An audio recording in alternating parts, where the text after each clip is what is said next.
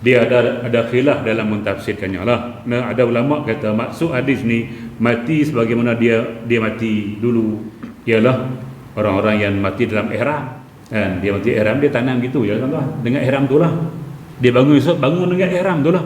Tu maksud dia akan bangun semula mengikut cara dia mati dulu. Ada ulama kata ialah orang mati syahid kan, dia mati masa tu berdarah, dia bangun esok pun darah tu sekali-sekali. Tapi pendapat yang majoriti semua jenis manusia dia akan dibangkitkan ikut cara dia mati. Bila kita baca hadis ni, kita kena simpan perasaan takut, jangan buat maksiat.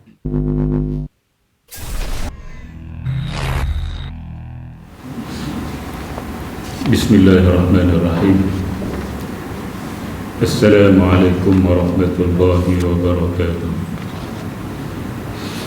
Alhamdulillahi rabbil alamin. Wassalatu wassalamu ala ashrafil anbiya'i wal mursalin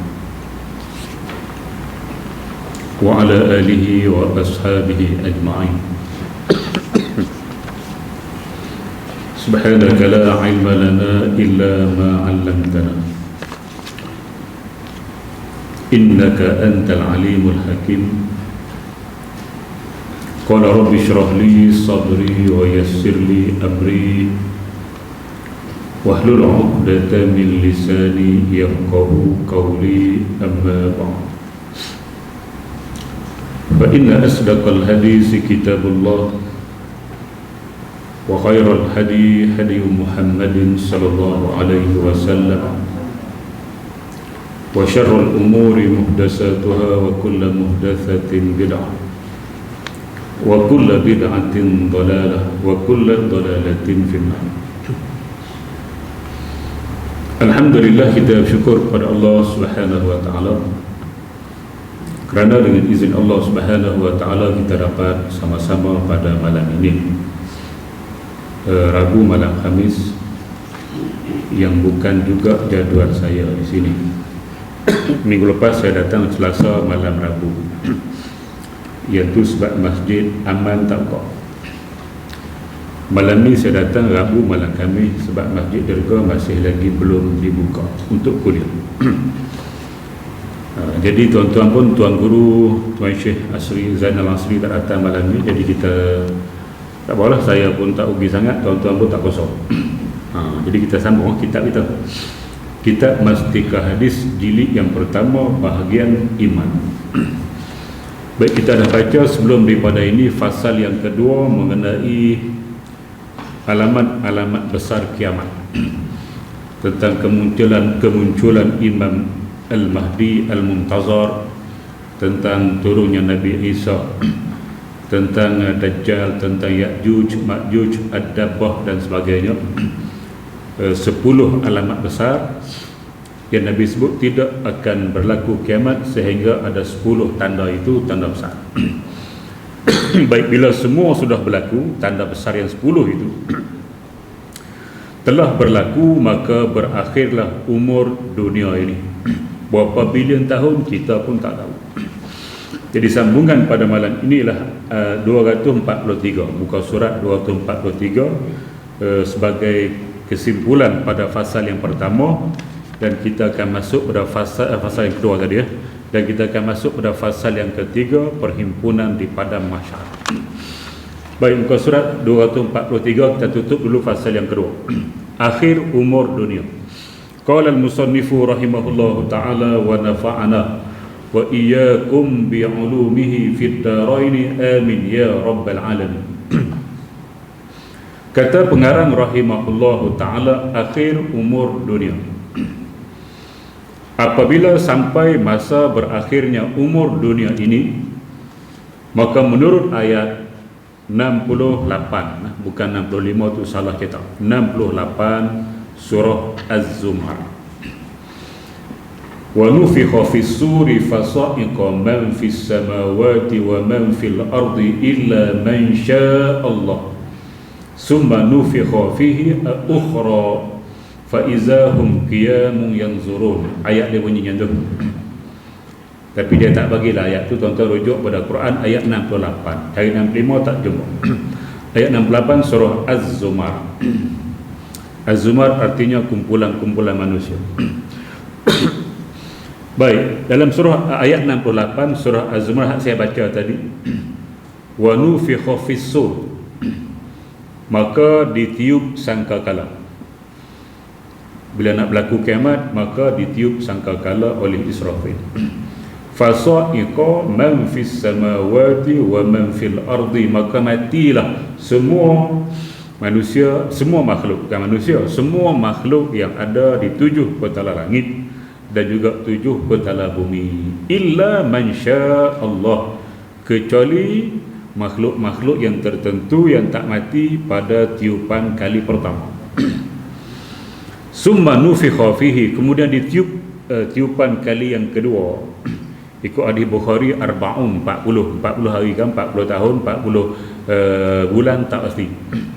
Nah, hadis kata 40 apa hari, bulan, tahun tidak pasti. Tapi kebanyakan ambil yang paling banyaklah 40 tahun.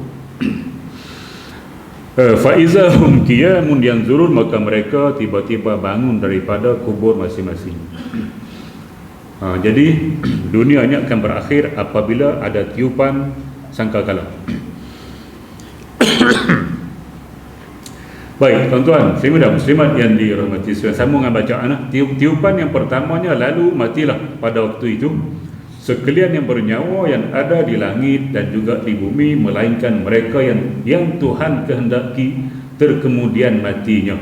Mereka itu menurut keterangan hadis, ini hadis ada di Quran. Siapa dia? Jibril, Mikail, Israfil, Israel dan malaikat-malaikat yang memikul arash. Dan yang terakhir sekali mati di antara mereka ialah Israel. Baik, tuan-tuan, muslimin dan muslimat yang dirahmati sekalian. Ini faedah datang masjid ngaji ni. Di kedai kopi sembang tak ni? Sembang, jom kedai kopi. Kedai kopi sembang tak lagi COVID-19. Tak boleh sembang lah ni. Nah. Baik. Hadis At-Tabarani, hadis dia panjang lah, saya nak ringkas, saya nak cerita kepada tuan-tuan. Kita nak cerita bab ni, bab ghaib ni, kena ambil daripada hadis. Quran pun tak hanya Quran sikit, hadis banyak. Hadis daripada Imam At-Tabarani, Abu Hurairah, sahabat Nabi. Dia menceritakan dia mendengar Nabi kata, apabila Allah Subhanahu wa taala selesai mencipta langit bumi semua ni, fi sittati ayyam, pada 6 masa tu. Selesai semua dia cipta, maka dia mencipta as-sur. As-sur tu bahasa Arab. Wa nufikha fis-sur, as-sur itu. Orang dulu terjemah sangkakala. Kita pernah tengok sangkakala? Tak pernah lah. Dia sebenarnya satu alat tiupan. Nama dia sur lah. Cuma orang kita jemah sangkakala, tanya arah hantar sangkakala, dia mana tahu. Sur jenis alat tiupan macam saxophone kalau zaman P. Ramlee. Bunyi gitar, irama twist. Filem apa dia? 3 Abdul. P. Ramlee kemahiran dia saxophone. Di antara kemahiran muzik dia saxophone, dia tak main gitar. Boleh lah, tapi tak ni lah, tak boleh. Anak murid dia siapa dia? Anak murid dia yang pakar main saxophone. Tak, dia tak tahu, aku tahu. Anak murid P. Ramlee pakar main saxophone siapa dia? Ahmad Nawab. Qalqalah Kubra. Ahmad Nawab. Tu murid dia tu lah, memang pakar main saxophone mana. Macam tu lah jenis alat tiupan, sama ada saxophone ke, trompet ke, apa-apa alat yang ditiup bunyi. Tu sur. Maka bila Nabi sebut Allah mencipta sur, selepas dia cipta segala makhluk dia ni dalam tempoh 6 masa, sittati ayyam itu. Abu Hurairah kata, fakultu, maka aku pun tanya Nabi, masur, apa dia sur itu Pak dia? Nabi kata Al-Qarnu, Zulqarnain. Dah ingat nama? Zul Al-Qarnain, orang yang ada 2 tanduk. Iskandar Zulkarnain, tapi dia bukan ada tanduk. Tapi itu simbolik je lah. Mungkin dia pakai topi ada tanduk, Allah alam. Nah. Al-Qarnu tanduk, Nabi kata dia sejenis tanduk. Oh, macam tu. Bila sebut tanduk ni, dia akan bentuk gitu. Dia akan bengkok gitu. Tanduk lembu ke, tanduk kebau ke. Unta ada tanduk tak? Unta ada tanduk tak? Tanduk dia tak betul tanduk dia akan jadi gitu besar sedikit kecil tiu hujung. Al-Qarnu, Nabi kita bentuk dia macam tanduk. Abu Hurairah tanya lagi, besar mana? Kaifahu, besar mana yang kata tanduk? Nabi kata as-samawati wal ardh. Oh, dia besar dia langit bumi. Astagfirullahaladzim. Ingat besar ni. Kita nampak tanduk kebau, ingat besar ni tak? Tanduk kebau besar ni, ya panjang sikit ya tuan-tuan. Langit bumi sore ni yang kata sangkakala. Jadi kalau kita tak mengaji, kita bukan tahu. Bila sebut sangkakala, kita nampak hampir ambil tiup tu suruh ngaji, nak bagi tasawur kita lain. Yang kata sangkakala ni sebesar langit bumi, Allahu Rabbi, kalau sangkakala itu sebesar langit bumi, maka tiup dia besar saya. Mapuh lah mana ni apa dia sangkakala, saya mesti lebih besar daripada dia ni. Tidak, saya nak angkat tiup macam mana? Maknanya Israfil itu besar mana? Wallahu a'lam. Kalau sangkakala itu besar langit bumi, maka Israfil itu lebih besar daripada langit dan bumi. Tuan-tuan, jangan belagak nak lawan malaikat. Nah, bukan tandingan kita lah malaikat. Bila Allah cipta cipta sangkakala yang Nabi kata azimun, besar dia ni, langit bumi ni. Maka diserahkan pada Israfil waktu itu. Diserahkan pada Israfil, dia tu ambil wawadi'uhu fihi, maka dia letak tu di mulut. Bukan nak minum, nak tiup lah. Ni bukan minuman, alat tiupan, dia nak tiup. Dia ambil tu terus dia letak di mulut, dia standby dan dia melihat kepada arash. Wa yanzuru ilal arsh, dia melihat kepada arash, menunggu isyarat daripada Allah Subhanahu wa taala untuk tiup. Jadi kerja Israfil, kalau orang tanya apa dia kerja malaikat Israfil, kerja dia meniup sangkakala. Kerja ke belum? Belum. Dia belum buat kerja, tapi duduk pegang tu. Tengok. Dulu, kini, selamanya. Yesterday, now, and forever. Tak letih. Tak letih ke? Tak makan ke? Tak minum ke? Dah jawapan dia. Itulah malaikat. Gagah perkasa. Dia tidak tidur, dia tidak makan, dia tidak minum, dia tidak letih. Tidak. Macam tu. Dulu, kini, selamanya. Sampai kiamat. Sampai dia tiup. Maknanya dia belum buat kerja. Diberi habis lama dah kerja dia. Kerja menyampaikan wahyu habis dah sampai Nabi Muhammad. Ayah pin tu lain. Kohar Ahmad tu lain. Itu bukan bukan Jibril pergi bagi hantu raya mana. Jadi Jibril habis dah kerja sampai wahyu habis dah. Sebab Nabi tak ada. Ada dah. Cuma kerja dia masih wujud sampai hari ini. Dia akan turun ke langit dunia, dia akan turun ke dunia setiap kali malam Qadar, Lailatul Qadar. Dia akan turun dengan ribuan, jutaan, mungkin bilion malaikat pada mereka. Itulah kerja dia sampai kiamat. Selepas dia kerja menyampaikan wahyu, itulah kerja dia turun ke dunia setiap tahun malam Qadar, malam ketentuan. Baik tuan-tuan, muslimin dan muslimat yang dirahmati sekalian, bila bagi pada Israfil, dia standby sampai hari inilah. Hari ini pun dah kuning lah. Masa zaman dia pekan tu hijau lagi lah, kalau nak istilah lampu lah. Masih hijau lagi. Masih merah lagi. Sekarang sudah masuk ke kuning. Lepas kuning pergi mana? Hijau-hijau. Peng. Dia kuning-kuning hujung-hujung. Kuning tu kita boleh tekan minyak boleh pari. Dia nak masuk hijau. Pak hijau saja dia akan tiup.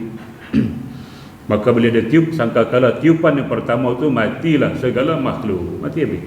Illa man syaa Allah. Ada juga makhluk yang tak mati. Jibril, Mikail, Israfil dia sendiri.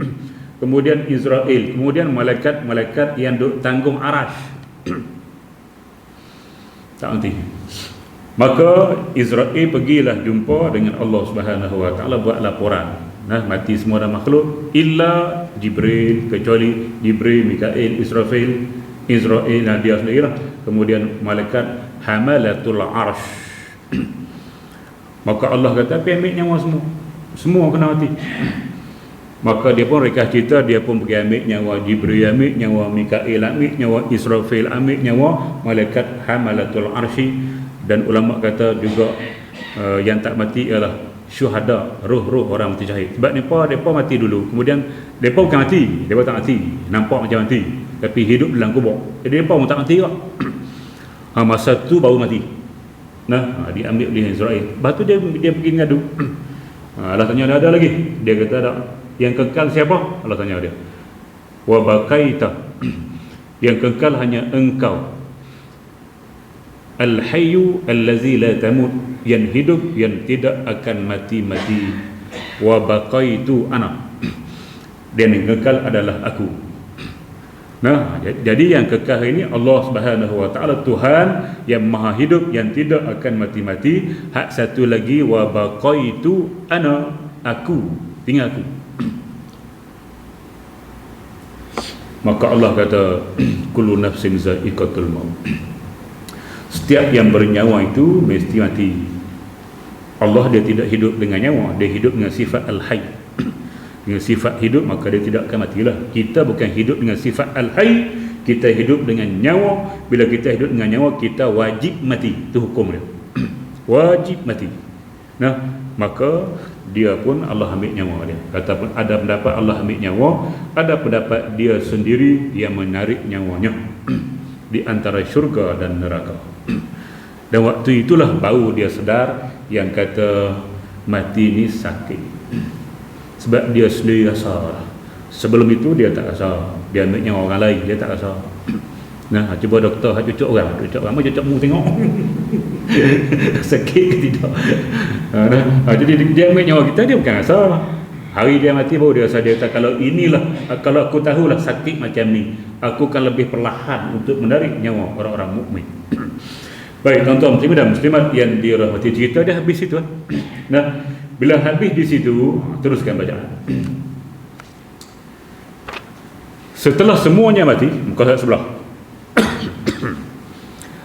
Dan segala urusan langit, bumi dan lain-lainnya berada hanya dalam genggaman kuasa Allah semata-mata. Maka menurut keterangan hadis Bukhari, hadis Muslim, An-Nasa'i dan Ibnu Majah, Allah Subhanahu Wa Taala berfirman dengan firman-Nya yang bererti, di manakah raja-raja pemerintah bumi dahulu? Ainal muluk? Di manakah dulu pemerintah dulu ni? Nah, Trump mana Trump? Ronald Reagan mana Ronald Reagan? Benjamin Netanyahu mana? Tanya, ainal muluk? Di manakah pemimpin-pemimpin raja-raja atas dunia dulu ni? Mana habis? Di manakah orang-orang yang gagah garang-garang? Ainal jababirah? Samsing kampung dusun mana? Tak ada habis dah. Nah, di manakah orang-orang yang sombong takbur? Ainal mutakabbirun? Dan menurut ayat 16 surah Ghafir. Baik, dia tanya, tak ada. Tak ada siapa nak jawab, sebab semua dah mati. Termasuklah Israel pun mati, tu ambil nyawa. Yang ada hanya Allah Subhanahu Wa Taala. Maka dia tanya mana. Tak ada siapa jawab lah jawapan dia. Maka mengikut ulama, mengikut ayat 16 surah Ghafir, Allah Subhanahu Wa Taala berfirman lagi dengan firman-Nya yang bererti kepunyaan siapakah kuasa memerintah pada hari ini. Limanil mulkul yaum. Dia tanya 3 kali. Limanil mulkul yaum. Limanil mulkul yaum. Dalam Quran sekali lah. Nah, tapi lah disebut 3 kali. tanya. Hari ini siapakah yang mempunyai kerajaan? Hari ini, yakni hari kiamat, siapakah yang memiliki kerajaan? Hari ini siapakah yang memiliki kerajaan? Dia tanya siapa? Dia tanya kerajaan yang ada atas dunia dulu. Jawapan dia jawab sendiri, lillah al-wahidil qahhar. Maka hari ini kata Allah Subhanahu wa taala, yang menguasai, yang memiliki hari ini, yang memiliki kerajaan hari ini adalah Allah. Sifat dia al-wahid, yang maha esa, tidak ada dua dan tiga. Al-qahhar, yang maha mengalah, tidak ada siapa boleh mengalahkan dia. Tuan-tuan dan muslimat yang dirahmati, maknanya kerajaan yang ada atas dunia hari ini dia bagi pinjam. Kerajaan yang ada atas dunia hari ini dia bagi pinjam. Pinjam tu pun hak lantik rakyat tu. Pilihan raya kan boleh naik itu. Majoriti lah kita pakai pilihan raya yang dilantik oleh rakyat. Bagi pinjam. Rakyat pun boleh ubah pemimpin dia yang dia suka. Ikut majoriti, suara majoriti. Kerajaan pinjaman. Nah, bila dah mati semua, kerajaan pinjaman ini ditarik oleh Allah Subhanahu wa taala, kuasa itu ditarik, maka yang berkuasa secara total pada hari kiamat ialah Allah Subhanahu wa taala. Maka hak jadi kerajaan paling teruk, tahu tak? Nah, hak jadi kerajaan yang memimpin kerajaan memang depa ni teruklah.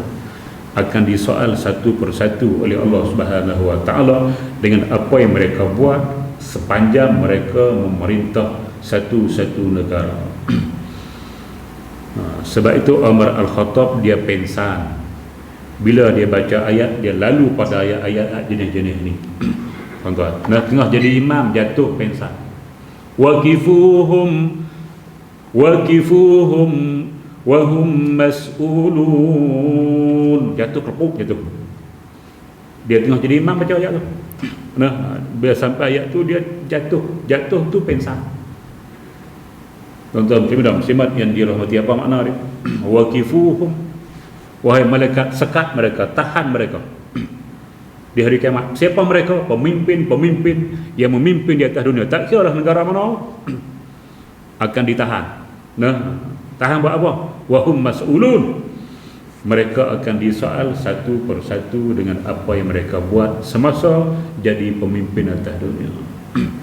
Gaji sebulan 50,000, gaji sebulan 100,000, gaji sebulan 150,000, gaji sebulan 1 juta, adakah memadai? Memadai? Silap. Tidak memadailah kalau kita ni jahat sebagai pemimpin yang jahat, tidak memadai. Nah, dengan gaji yang kita terima, berapa angka pun gaji kita terima, kalau kita tidak adil kepada rakyat, maka duit yang kita terima itu walaupun kita 5 tahun ke 10 tahun ke 20 tahun ke, tidak memadai. Sebab duit itu tidak boleh selamatkan kita daripada masuk api neraka Allah Subhanahu wa taala. Tuan-tuan dan muslimat yang dirahmati sekalian, ini bahaya. Nah, sebab tu Abu Hurairah bila dia jadi pemimpin, jadi governor di zaman Umar Al-Khattab, tiba-tiba dia ni pakai jubah dia comel sikit daripada orang lain. Dah dia governor, takkan pakai jubah bandar, moleklah sikit jubahnya. Tapi masyarakat awam dia tengok Abu Hurairah ni pakai jubah comel sikit, buat laporan pada Umar Al-Khattab sebagai khalifah waktu itu. Umar panggil Abu Hurairah sebagai governor dia panggil itu Putrajaya. Tanya dia ni, jubah comel ni ambil duit mana? Gaji kamu tak mampu nak beli jubah ni. Ambil duit mana ni? Oh, dia kata saya menyaga. Menyaga waktu berjabat ke? Dah, lepas berjabat. Maknanya pergi panskap pukul 8, balik panskap pukul 5, lepas tu baru menyaga. 8.5 tu tak menyaga, buat kerja tak ada kerja, duduk atas meja kerusi governor, duduk macam buku habis kerja baru boleh menyaga. Tak boleh campur kerja kita dengan kerja lain. Ni dalam bilik jabat menyaga apa? Keropok, menyaga krepek, menyaga kain batik, kain pelikat, menyaga macam-macam tu lagi.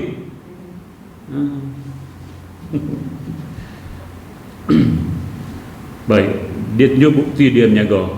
Nah, lepaslah dia tu. SPRM tu lepaslah. Sebab dia tunjuk bukti dia niaga. Tapi dia takutnya dia ni. Lepas tu dia letak jawatan sebagai gambler. Omar tanya dia kenapa?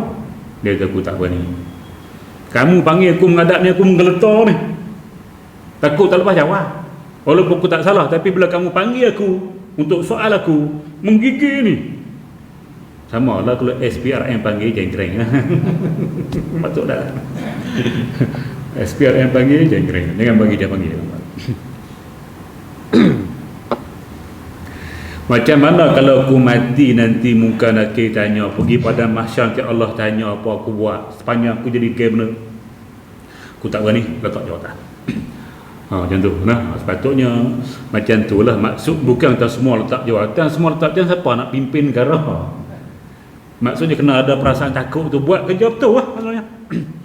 Jangan ambil rasuah, buat kerja bagi betul-betul, jangan duk curi duit dan sebagainya. Buat betul-betul sebab kita akan ditanya, takkan lepasnya. Tahun ni lepas lah. Nah, tahun ni lepas sebab hakim tu adik-adik kita. Jengkreng. Kita akan pergi mahkamah Allah Subhanahu Wa Taala, yang hakim dia Allah sendiri. Nak rasuah ke mana? Nah, jadi lepas di dunia tak semestinya lepas di akhirat. Jadi baca-baca jenis-jenis ni ambil iktibarlah. Kita baca tu. Nah, takut kita tak faham. Baik, tuan-tuan, muslimat yang dirahmati sekalian. Jadi Allah tanya, mana dia raja-raja dulu, mana dia samsing dulu, mana dia orang-orang sombong dan takabur. Tidak ada jawapan sebab semua makhluk dah mati, saja dia tanya. Ya, nak bagi kita maklum hadis ni. Kemudian dia jawab lillahi al-wahidil qahar. Milik Allah. Kerajaan itu milik Allah yang Maha Esa dan juga Maha Gagah, yang tidak dikalahkan oleh sesiapa. Baik, selesai yang itu. Kemudian menurut ayat 68 surah Az-Zumar, Tuhan perintahkan pula supaya ditiupkan sangkakala, tiupan kali yang kedua. Tadi 40 tahun tadi ni, dia bukan sekejap tu. Lepas dah kiamat dah ni. Jadi sunyi tak ada apa, sunyi tu selama 40 tahun. Selepas daripada itu Allah Subhanahu Wa Taala menghidupkan Israfil. Kita ada Israel tu kerja ambil nyawa. Tak ada orang mati lepas tu. Nah, hidupkan Israfil untuk tiup sangkakala kali kedua. Sebab tu ayat sebut wa nufikha fihi ukhra, maka ditiupkan tiupan yang kedua.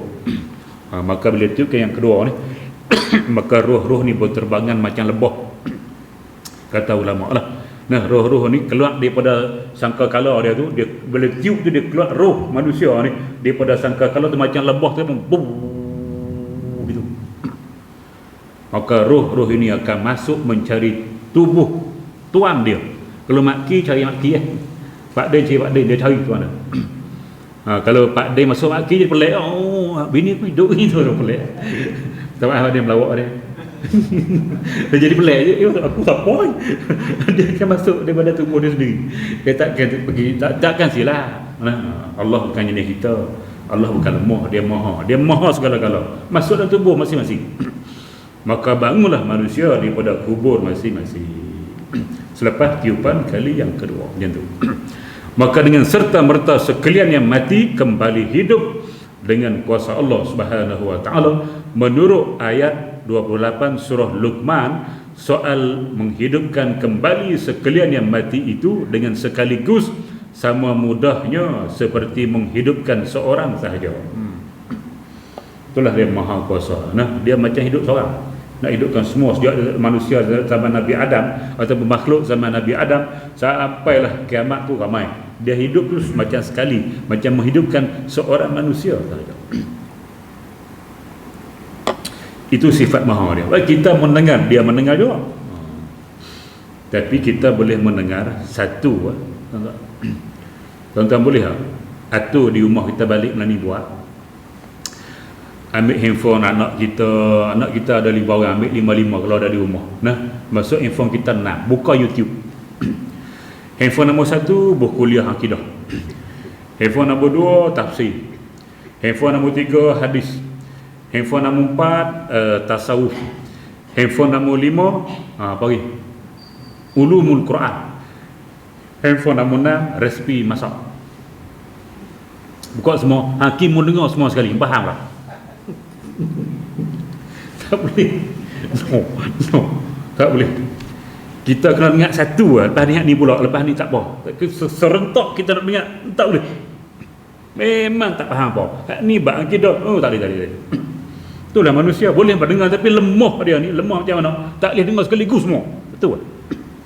Allah maki cakap dalam masa yang sama, Pak Din cakap masa yang sama dunia Amerika, dia tahu semua, dia boleh dengar satu-satu seluruh makhluk yang bercakap. Maha nah. Ni akidah ni. Tuan-tuan, muslimat yang dirahmati sekalian, kita kena yakin macam tu, itulah Allah Subhanahu wa taala yang maha segala-galanya. Baik, perlu diketahui bahawa tiap-tiap seorang dihidupkan kembali mengikut keadaan yang ia berada padanya ketika ia mati dahulu. Molek minta mati molek lagi. Dia macam buat sambungan filem pula. Kan? Tengok filem. Apa salahnya? Drama bersiri. Dia mula start pukul 9, habis pukul 10 sejam.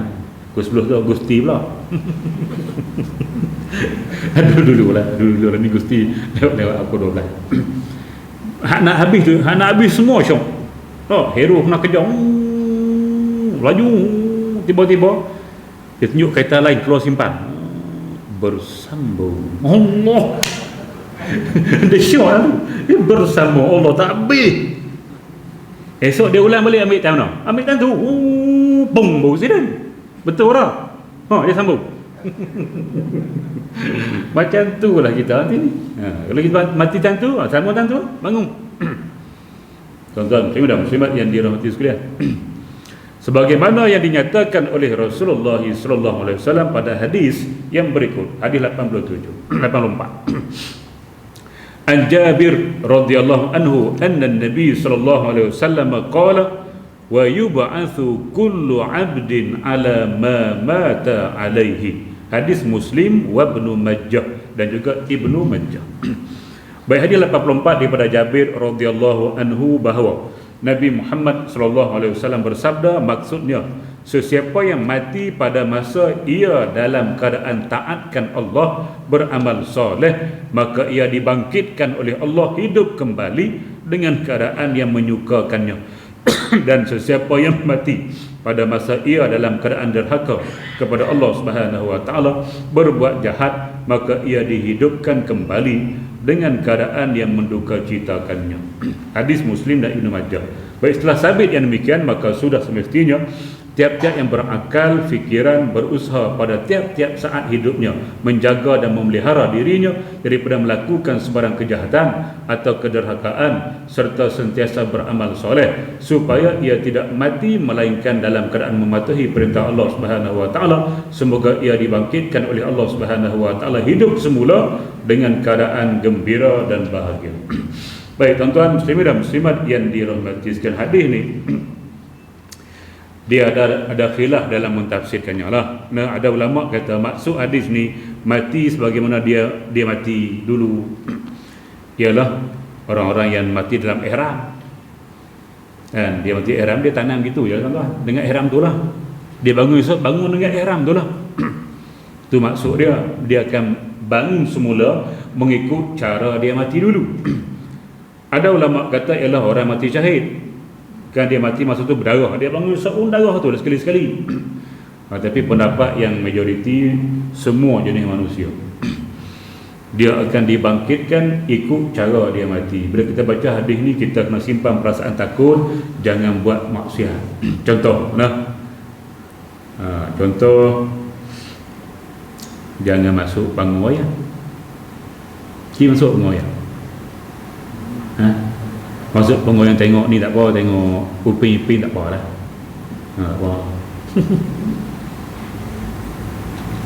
Panggung wayang ni dia antara tempat maksiat. Sebab dia didominasi oleh orang-orang muda gitu. Dia tengok filem-filem tu, dia dalam masa yang sama dia membuat filem. Ada faham? Melihat menonton filem dalam masa yang sama membuat filem sendiri. Tidak ada dalam panggung wayang macam masjid lelaki depan, perempuan belakang. Nah, ada pengoyak. Lelaki semua duduk depan semua. Lepas tu hal belakang semua perempuan ada. Dia lelaki perempuan lagi ni. Betul tak? Pernah masuk? Bawa gerek dulu. Gerek tu ke perempuan awet-awet. Saya masih terpengaruh dengan Sarawak. Sarawak kucing dia panggil gerek. Baik. Duduk dalam tu buat maksiat. Bukan tengok sangat filem. Buat filem tu banyak. 1 jam setengah. Kelebung meletup. Ada pengong-pengong yang duduk meletup, tapi bukan di Malaysia, di luar negara. Dia bom mati situ, bangun esok tengah buat filem. Takut lagi, maka jangan masuk lah. Nah, jangan masuk. Kalau kita mati masa tengah polis tembak tengah mencuri di bank, kita pecah bank masuk, kebetulan polis lalu kok, dia masuk tembak, mati tengah curi bank, tengah curi duit di bank. Bangun masuk macam mana? Curi bank kan? Semua tu tak elok semua tu. Mana bangun tu nampak dah bangun tu nak pergi neraka. Tuan-tuan, saya bilang muslimat yang dirahmati. Sebab tu kita nak pergi mana pun pastikan tempat baik. Tempat baik. Tempat tak elok ni kalau boleh pergi, keluar cepat-cepat. Kalau mati dalam stadium, tengok bola. Kedah lawan dengan Melaka, 1-0 Melaka. Gitu. Stroke. Seronok sangat. Go. Kali dia go. Mati esok dalam stadium apa? Bangun. Stadium dengan masjid mana elok? Stadium dengan masjid mana elok? Biar mati dalam masjid. Badai. Biar mati dalam masjid. Bangun esok dalam masjid. Sebab tu kalau kita pergi tempat tak elok, orang beriman dia rasa takut mati.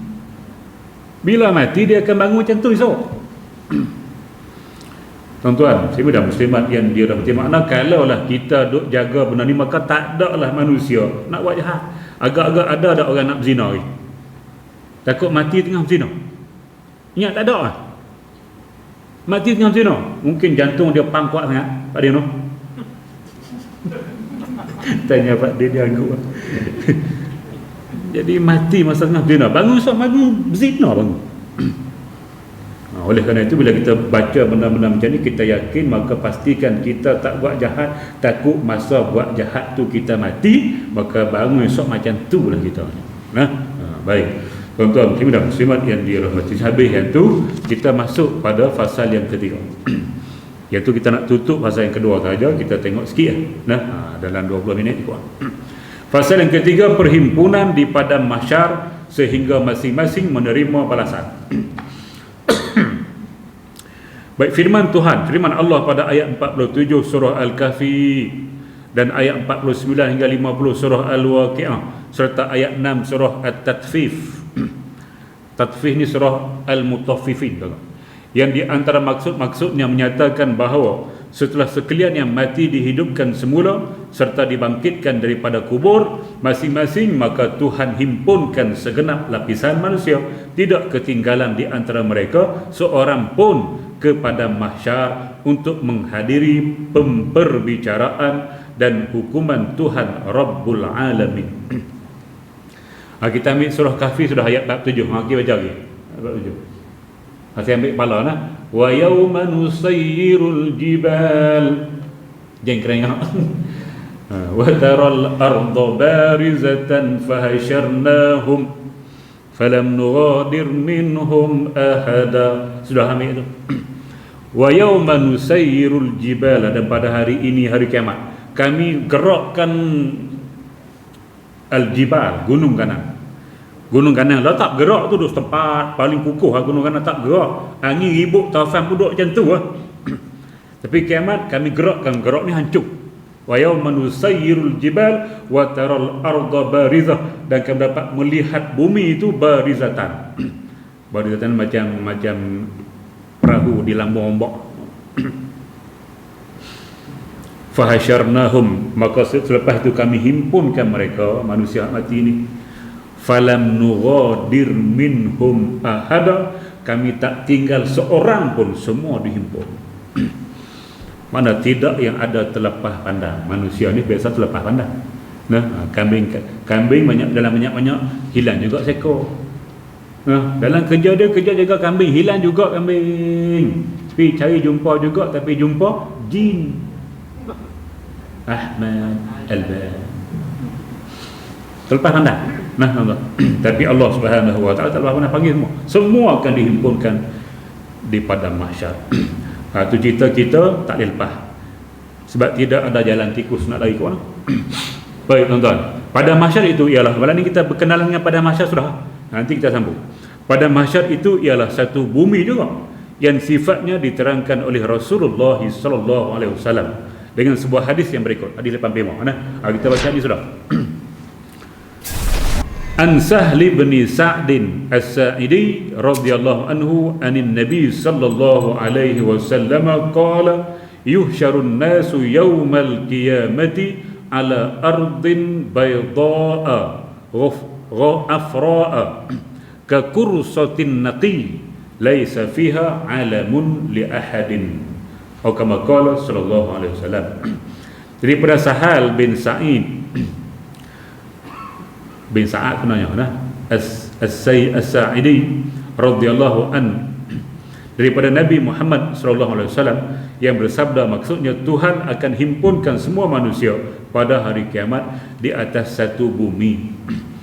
Maknanya pada masa ni bumi jugalah macam bumi. Tapi bukan bumi kita kiamat tu dihancur lebuh birah. Mahsyar tu diganti dengan bumi yang baru. Bumi yang baru. Bumi yang baru ni macam mana? Ardin bayda'a afra, bumi yang putih kemerah-merahan. Tak lama. Lah bumi kita warna apa? Bumi kita warna apa? Tak tahu, pendek umur. Warna tanah tu lah. Warna tanah tu lah. Bumi kita warna tanah. Bumi pada masa dia bukan warna tanah tu. Dia putih. Afra tu ada campur hamra, ada campur merah-merah sikit. Ada ulama kata bayda afra ni putih melepak. Hak Syekh kita dia pilih pendapat putih ditambah sedikit dengan kemerah-merahan. Mana bumi hak tak sama dengan bumi kita hari ni. Bumi lain. Mahsyar bumi lain, tuan-tuan. Seperti sebiji roti gandum putih yang baru dibakar. Nabi buat perumpamaan kakursati an-naqi, seperti sebiji roti gandum yang putih yang baru dibakar. Pernah Hakim makan roti tu? Roti yang Nabi sebut? Tak pernah? Pak Din? Pernah? Bukan jabati. Roti yang Arab tu lah. Di Arab. Bukan roti Arab kita. Roti yang di Arab tu. Hak masuk dalam tempayan tu. Dia bakar tu. Dia bulat macam pinggan ni lah. Dia bulat tapi besar je lah. Bila dia bakar, dia keluar tu dia rata. Dia bulat rata putih. Maknanya bumi tu rata. Bumi pada masa dia rata. Dia tak sama atas dunia. Dunia ni, banyak bonggol, banyak gunung, kanang atas dunia. Bumi pada masa tidak ada gunung. Tidak ada gunung, tidak ada bukit, tidak ada sungai, tidak ada laut, tidak ada bangunan, tidak ada. Dia putih bersih sama. Tidak berbukit tu, tidak ada. Sama semua kali. Macam tu. Beza. Warna pun dia lain dengan bumi kita. Dia punya rata dia itu pun tidak sama dengan bumi yang ada atas dunia. Baik tuan-tuan, muslimin dan muslimat yang dirahmati sekalian. Seperti roti yang rata yang putih. Nabi sebut putih artinya bumi itu bumi yang tak pernah ada maksiat. Tak pernah ada maksiat. Allah cipta untuk mengadili kita saja. Bumi atas dunia ni maksiat penuh. Macam-macam maksiat. Bumi mahsyar tidak ada sebarang jenis maksiat yang berlaku di atasnya. Baik, bumi yang suci bersih, tidak ada padanya gunung-gunung atau bukit, bukau, dan tidak pula ada padanya sebarang tanda atau kesan yang menunjukkan bahawa bumi itu pernah diduduki atau dimiliki oleh orang. Tidak ada kesan langsung sebab dia bau cipta. Bumi mahsyar. Baik, inilah maklumat mahsyar yang kita hanya boleh tahu daripada Nabi Muhammad sallallahu alaihi wasallam saja. Quran pun tak cerita. Quran cerita dihimpun saja, dihimpun daripada masyar, tapi bentuk pada masyar bumi dia macam mana? Hadis-hadis Nabi Muhammad sallallahu alaihi wasallam kita tak boleh nak reka. Hak dia cerita, hak itulah kita ambil tahu pun. Macam tu. Baik, tuan-tuan muslimin dan muslimat yang dirahmati sekalian. Jadi perhimpunan di bumi yang tersebut adalah satu perhimpunan raksasa, sebab semua manusia sejak zaman Nabi Adam sampailah kiamat yang mengandungi rasul-rasul sekali, nabi-nabi, rasul-rasul, malaikat-malaikat, jin, syaitan, haiwan dan mana-mana yang berkenaan dengan perbicaraan yang akan diadakan oleh Allah Subhanahu wa taala, hakim yang maha adil. Ini dinyatakan oleh ayat 41 surah An-Nisa, ayat 40 surah Saba, ayat 18 surah Al-An'am, ayat 68 surah Maryam dan ayat 17 surah Al-Furqan. Juga hadis-hadis yang berikut nanti kita bacalah. Hadis 86, 87, 88 dan sampai habis pada masyarakat. Baik, tuan-tuan muslimin dan muslimat yang dirahmati, maka kita akan dihimpunkan oleh Allah Subhanahu wa taala di satu bumi yang tak pernah kita pijak semasa atas dunia, nama dia bumi mahsyar, yang semua makhluk akan memijak bumi itu selepas daripada mati. Dan insya-Allah kita akan baca hadis-hadis seterusnya apakah yang akan berlaku daripada mahsyar, insya-Allah dengan izin Allah Subhanahu wa taala Sabtu minggu ketiga minggu depan lah. Okey, tengok kalau ada soalan saya jawab, tak ada kita solat.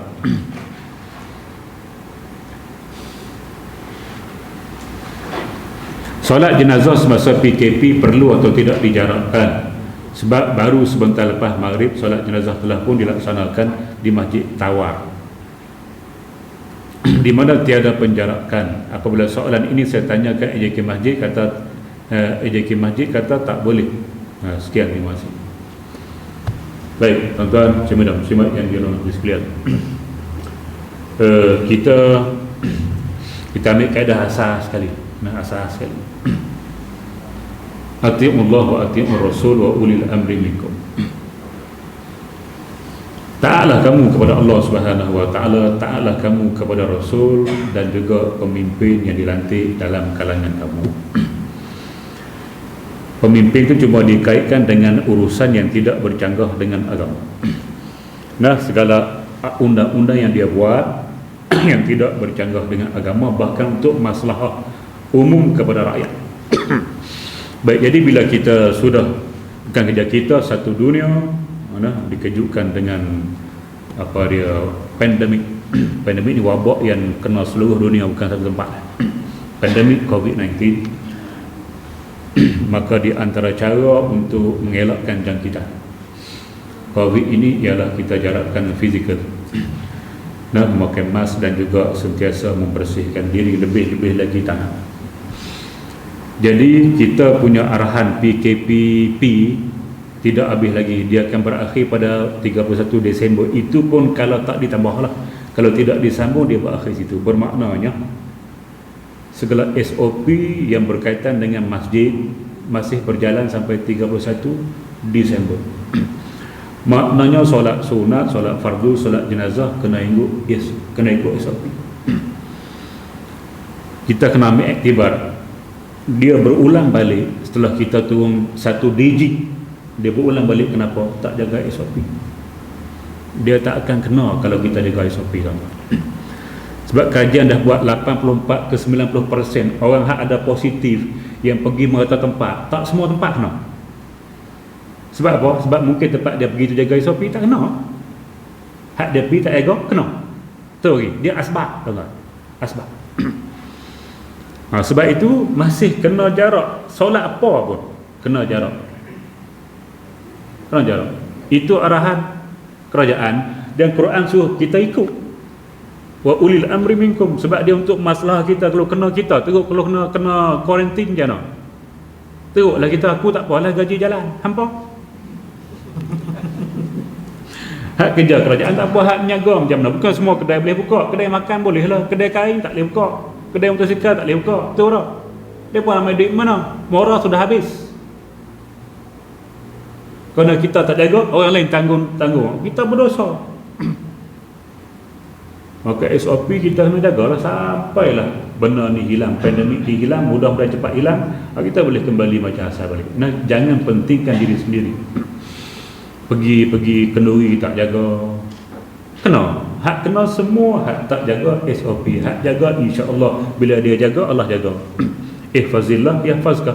Engkau jaga Allah, Allah jaga kamu. Jaga Allah, jadi kita jaga segala suruhan dia, suruhan Nabi dan suruhan pemerintah untuk kita jaga keselamatan, untuk masalah kita, insya-Allah Allah akan jaga. Kalau kita sendiri tak jaga, jadi pergi hentam saja, hang kena.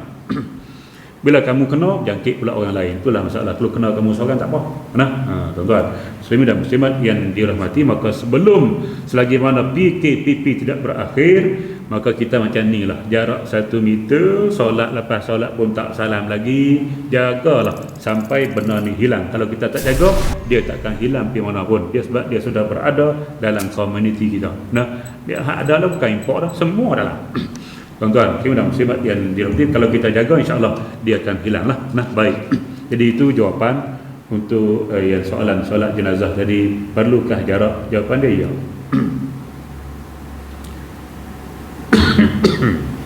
Soalan seterusnya, apa perbezaan beri salam atau jawab yang ada tambah ta'ala dalam tersebut? Contoh, Assalamualaikum warahmatullahi ta'ala wabarakatuh. Apa perbezaan beri salam atau jawab? Baik, jadi kita sebut dah sebelum daripada ini, jawab salam tu dia afdalnya lebih panjang daripada yang memberi, macam tu. Afdal. Jawab sama panjang pun tak apa. Assalamualaikum waalaikumsalam, okey dah. Tapi afdal Assalamualaikum waalaikumsalam warahmatullahi wabarakatuh. Assalamualaikum warahmatullahi waalaikumsalam warahmatullahi wabarakatuh, macam tu. Lepas tu ta'ala sebenarnya tidak adalah hadis lah, tidak ada. Nah, tidak ada. Cuma kalau kita tambah pun taklah jadi bid'ah apa-apa. Cuma tidak ada dalam cara memberi salam daripada Nabi itu tak ada ta'ala. Assalamualaikum warahmatullahi ta'ala, itu tidak ada. Yang ada Assalamualaikum warahmatullahi wabarakatuh. Baik, tuan-tuan, muslimin dan muslimat yang dirahmati sekalian.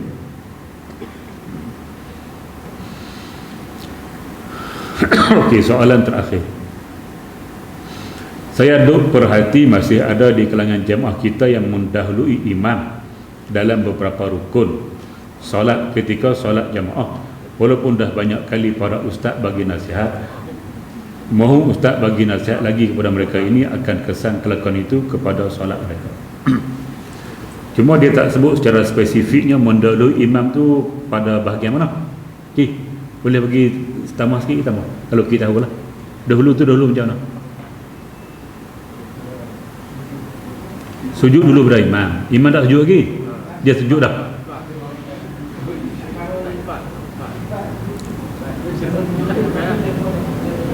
Nyana. Imam sujud, tak sujud lagi.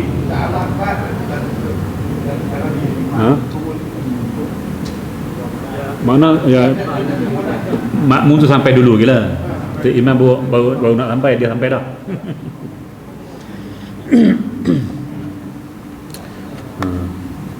Baik, dia gini tuan-tuan. Mendahului imam ni bukan kata semuanya tak boleh. Dia sekadar satu rukun tak atas solat kita. Nah, 2 rukun tak atas tuan-tuan. Cuma kita tidak afdal mendahului dia. Nah, tapi kalau kita mendahului 3 rukun atas, tuan-tuan. Biasanya tak sengaja misalnya. Jadi tidak ada apa-apa, tapi cuma kita nak berhati-hati. Dia gini, dia macam lah masa kes sebut tu siapa? Dia kadang-kadang salah tu imam juga. Ada setengah tempat tu imam ni dia Allahu Akbar. Dia akbar tu dia tak sampai lagi. Jadinya lambat. Allahu Akbar. Dia akbar, dia tak sampai. Makmum dah, cuma sampai dah. Dia dah. Dia salah akbar dulu.